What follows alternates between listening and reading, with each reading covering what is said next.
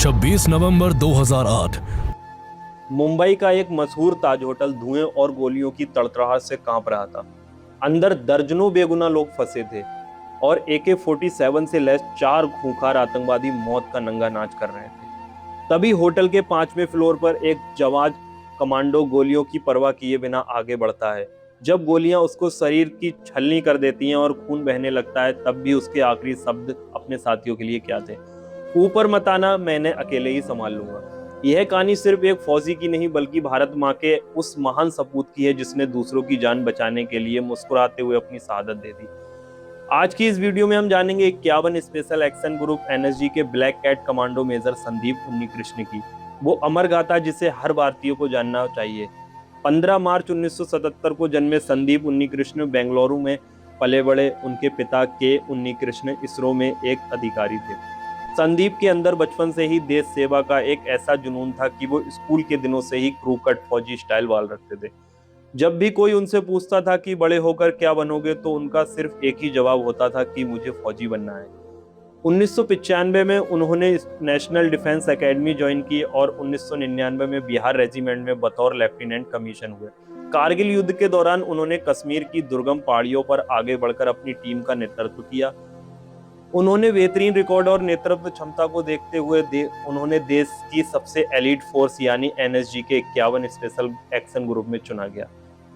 26 नवंबर 2008 को पाकिस्तान से आए 10 लश्कर तैयबा के आतंकियों ने मुंबई को लहलसुन कर दिया। सबसे ज्यादा संवेदनशील स्थिति ताज होटल की हो गई थी, जहां आतंकियों ने कई विदेशी मेहमानों को और भारतीयों को बंधक बना लिया था। भारत के अंदर की बनावट इतनी जटिल थी कि हर मोड़ पर मौत का खतरा था। 27 नवंबर की रात NSG के ऑपरेशन ब्लैक टोर्नाडो के तहत 51 SAG की टीम को ताज होटल को खाली कराने की जिम्मेदारी सौंपी गई थी। इस टीम को लीड कर रहे थे 31 साल के मेजर संदीप उन्नीकृष्ण। मेजर संदीप और उनकी टीम ताज होटल के 5वें और 6ठे फ्लोर के बंधकों को सुरक्षित निकालने के लिए आगे बढ़ी।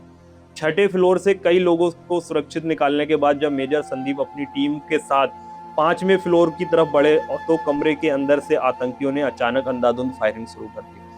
फायरिंग में मेजर संदीप के साथी कमांडो सुनील यादव को गंभीर रूप से गोली लग गई। अब यहाँ मेजर संदीप के सामने दो रास्ते थे, या तो अपनी जान बचाकर पीछे हटे या अपने साथी को बचाएं।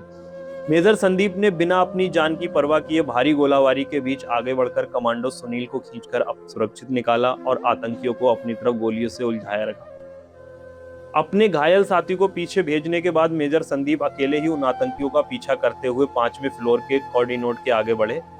वो जानते थे कि अगर टीम उनके पीछे आई तो आतंकियों की क्रॉस फायरिंग में और भी जवान शहीद हो सकते हैं। इसलिए उन्होंने अपनी टीम को पीछे रहने का आदेश दिया और उनके आखिरी ऐतिहासिक शब्द थे, don't come up, I will handle them.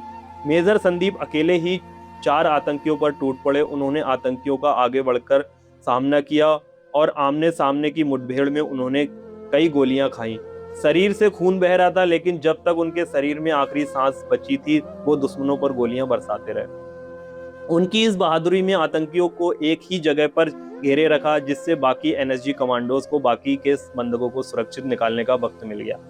Major Sandeep Unnikrishnan ने ताज होटल में अपनी मातृभूमि के लिए सर्वोच्च बलिदान दिया। मेजर संदीप उन्नीकृष्ण की इस अभूतपूर्व वीरता और अदम्य साहस के लिए उन्हें मरणोपरांत भारत के सर्वोच्च शांतिकालीन सैन्य सम्मान अशोक चक्र से सम्मानित किया गया। उनके पिता कहते हैं कि संदीप सिर्फ मेरा बेटा नहीं था, वो देश का बेटा था। 26/11 अटैक का वो दिन हमें आतंकवाद का दर्द भी याद दिलाता है और मेजर संदीप जैसे जाबाजों की वीरता पर गर्व होने का मौका देती है।